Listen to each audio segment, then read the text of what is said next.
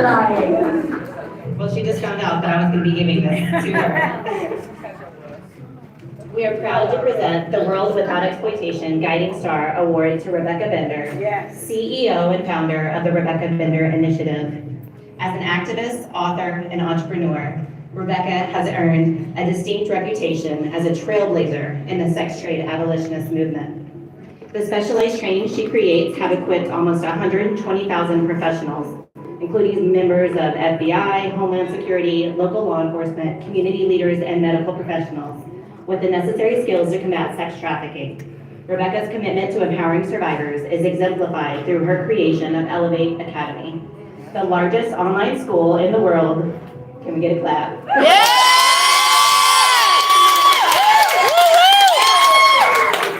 Dedicated to helping thousands of survivors prepare for the workforce after escaping exploitation.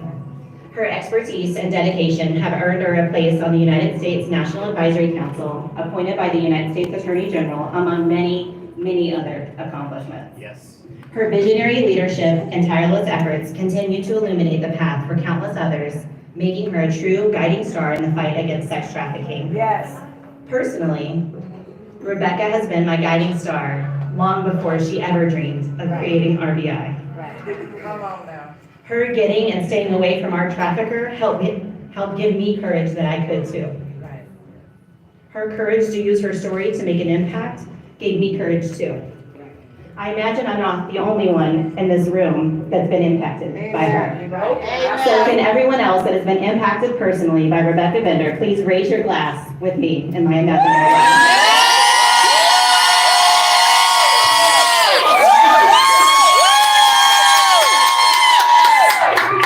Let's all congratulate her for the sacrifices she has made being a pioneer in this field and recognize her extraordinary contributions, unwavering dedication, and profound impact. We are honored to present Rebecca Bender with the Guiding Star Award.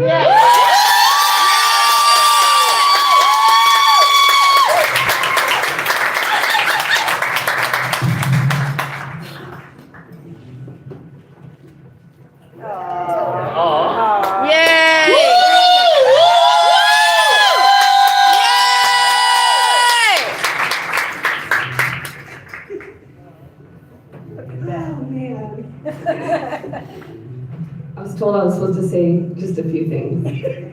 This is crazy. I did not know Becca would be presenting me with the award. So crazy. Most of you know, Becca recruited me into human trafficking. I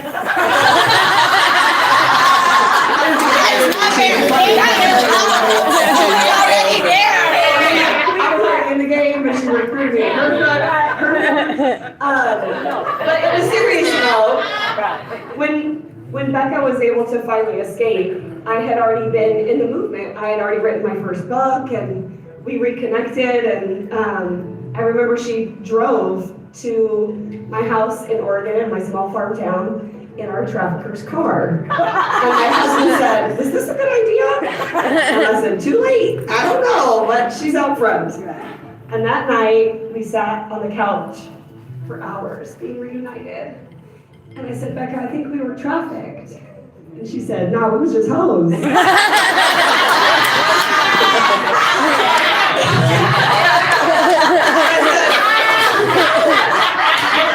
would happen if we said no?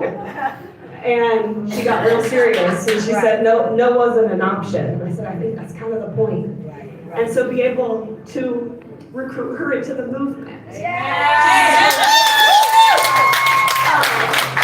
make a change in her way. It's just been such a moment of just a total 180. I'm so proud to be here. I'm so proud to be with all of you. When I got into this field 16 years ago, some of the mothers of the movement, Brenda, Audrey, they were inspiring me that I could do more than just my story, that I could do the work. And I remember I didn't know what I was good at, which is why we called it Rebecca Bender Initiative, because I didn't know who I was going to do. I was like, I don't know, let's start with some initiative. I tried foster parenting, I tried street outreach, I did everything. I did the work. Right. And I did the work, and I didn't know like where it would lead or what I was good at, and you slowly learn like where you're not great and what doesn't bring you joy, but you don't quit. You stay in the field, you stay in the movement, you find the next thing, you find policy, you find training, you find speaking, you find writing, you build programs, write curriculum. You just keep trying, just doing the next best thing. Even when you feel like you don't know right where you belong, just keep doing the next best thing. And so I'm so honored to be with all of you tonight. This is probably the most honorable award I've received. I'm so grateful to be here.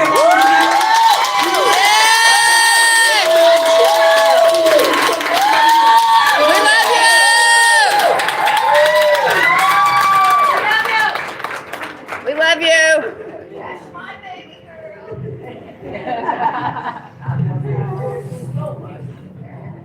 So just take a moment, because that is actually what it's all about. Right? That was rough. Music? Can somebody get rid of the music? Okay. So we're gonna ignore the music and we're gonna move right on. So I promised my team I would keep this short, and I will. But I could just go on and on about the next recipient of the next award.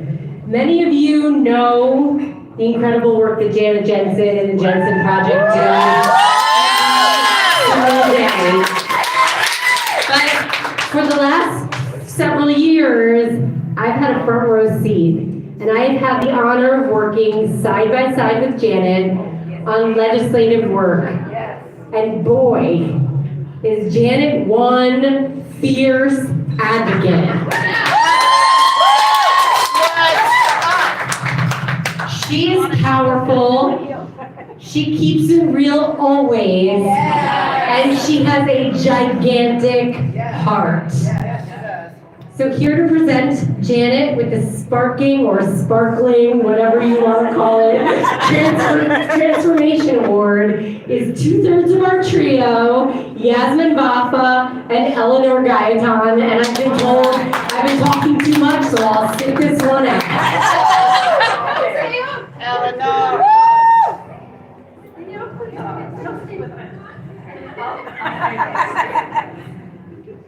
So it is such an honor to present Janet Jensen with this award, because Janet, I hope you know what it's meant for the three of us and our organizations to be partnering with you over the last several years. You have been such a fierce leader and just a compassionate partner in this work. I can't say what it's meant to have your voice, your vision, and your belief behind us and the survivors in this movement at such a critical time. There have been, so many moments where your vision was critical, your voice was critical, and we could not be more grateful. I don't think that it's an understatement to say that none of the accomplishments from the last several years, including Maine, Illinois, California, so many of the accomplishments and the legislation that will touch the lives of thousands of survivors are in no small part because of your belief and your investment in this work in our organizations. And so we could not be more grateful. And it's truly been a privilege to get to know you and your amazing team and over these last several years. So it's really important in our work that we can have tone of confidence. That means where we trust each other and we put away the phones and we're not recording anything or taking any pictures, because it's important that it just be in this room. So what I'm going to say is just in this room. Who do you know who would, okay, agree? Yeah. No, we're not recording this. This is for other people. All are recording. All the Okay.